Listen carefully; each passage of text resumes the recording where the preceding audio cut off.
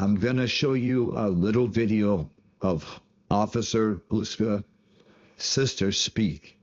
It's definitely very sad watching his sister talk, and I want to send my deepest condolences out to Officer Huesca's whole family. Just one line in her interview, she states that it's unbearable pain. And yes, I agree.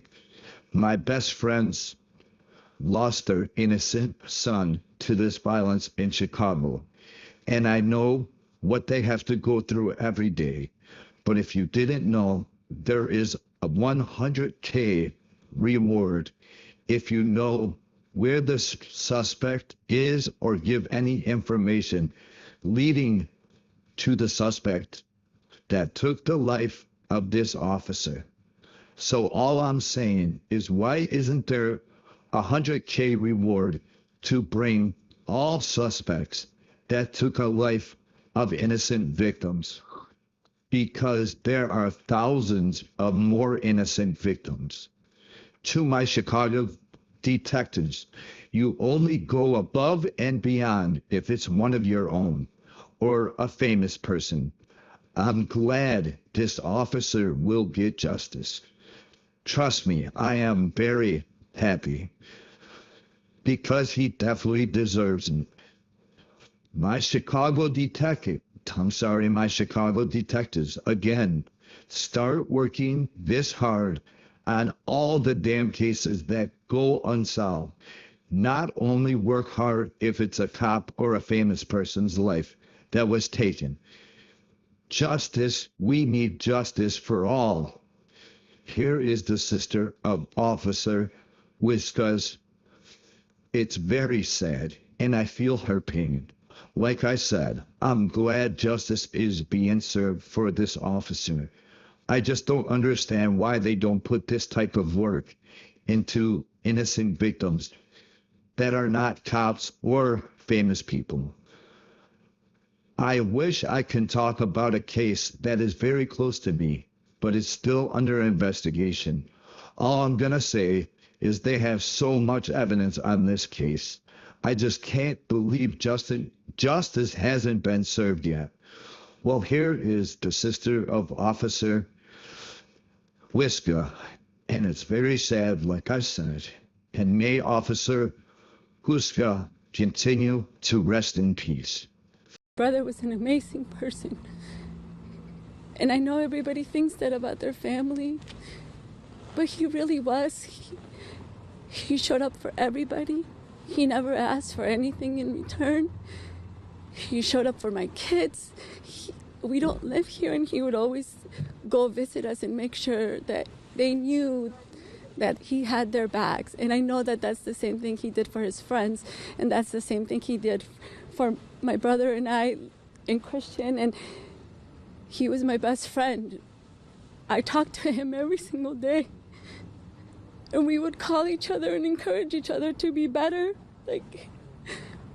or to keep going if we were working at something that was really hard, or just to decompress. And now the pain we feel is beyond words. It's like we're both in so much pain and so angry that we were robbed from him. But not only that, but he was robbed. He was robbed. He wanted a family. He wanted kids. He had all these plans. He was supposed to come this weekend to my house for us to celebrate his birthday. And just the day before, we celebrated my daughter's birthday, and we were joking about us keeping the balloons for him so that we can celebrate his birthday. And now he doesn't get to do that. We don't get to see him. He doesn't get to see my kids grow. He doesn't get to have his own kids. He doesn't get to experience his life. And I just don't think that's fair.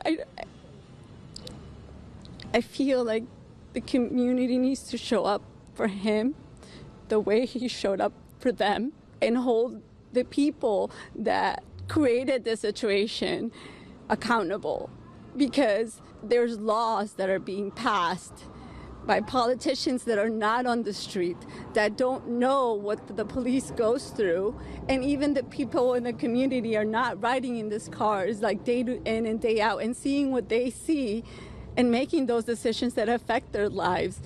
And I feel like my brother would be here if criminals didn't have more rights than people that do good.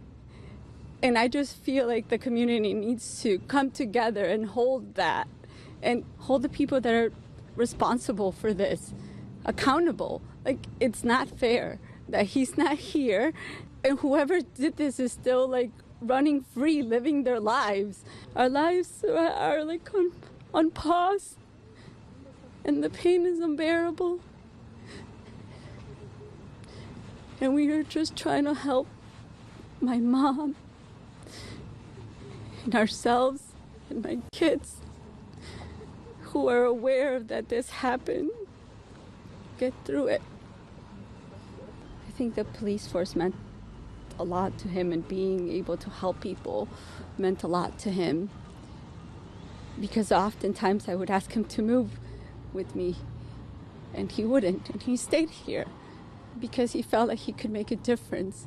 He wanted to volunteer at schools and show the kids that are in the neighborhoods that are like so affected by all this violence that there's another path, that there's another way, that you can, even though you're surrounded by it, that you don't have to follow the same thing. And there's just many times where I feel like there were so many forks on the road, and he chose to stay here, which is why I feel like the community needs to show up for him the same way, because he paid with his life to stay here.